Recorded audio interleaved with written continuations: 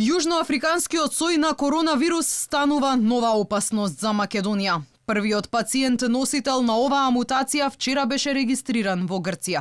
Докторите алармираат дека јужноафриканската мутација на специфичен начин го напаѓа имунолошкиот систем, што ги прави вакцините против COVID-19 помалку ефикасни.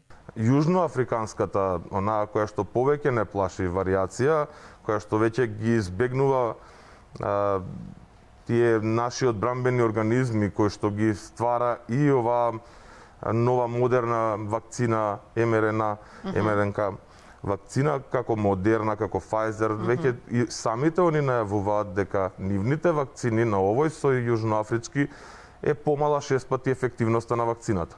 Евкоски апелира дека во услови кога во земјава се уште не е почната имунизацијата против коронавирусот, надлежните мора да се насочат кон масовно тестирање на населението, за да се детектира евентуален влез на јужноафриканскиот сој.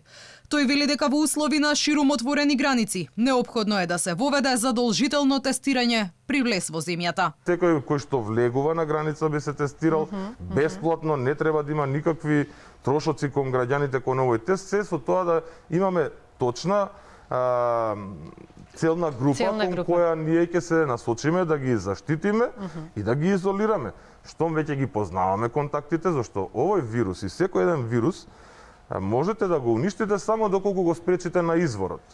Во Македонија веќе се регистрирани тројца пациенти позитивни на британскиот сој на коронавирусот, за кој епидемиолозите утврдиле дека е за 70% позаразен и со близу 30% поголема смртност кај повозрасните пациенти. Британската мутација ја однесе и првата жртва во Македонија. 46 годишен маж кај кој бил диагностициран овој сој починал во приватна болница, 4 дена откако бил примен на болничко лекување. Британската мутација на COVID-19 ги спушти рампите во дел од европските земји.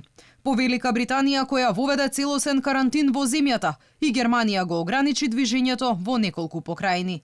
Норвешка и Чешка забранија влез во земјата за странци, а Франција го стопираше влезот на сите патници кои не се жители на земјите на Европската унија.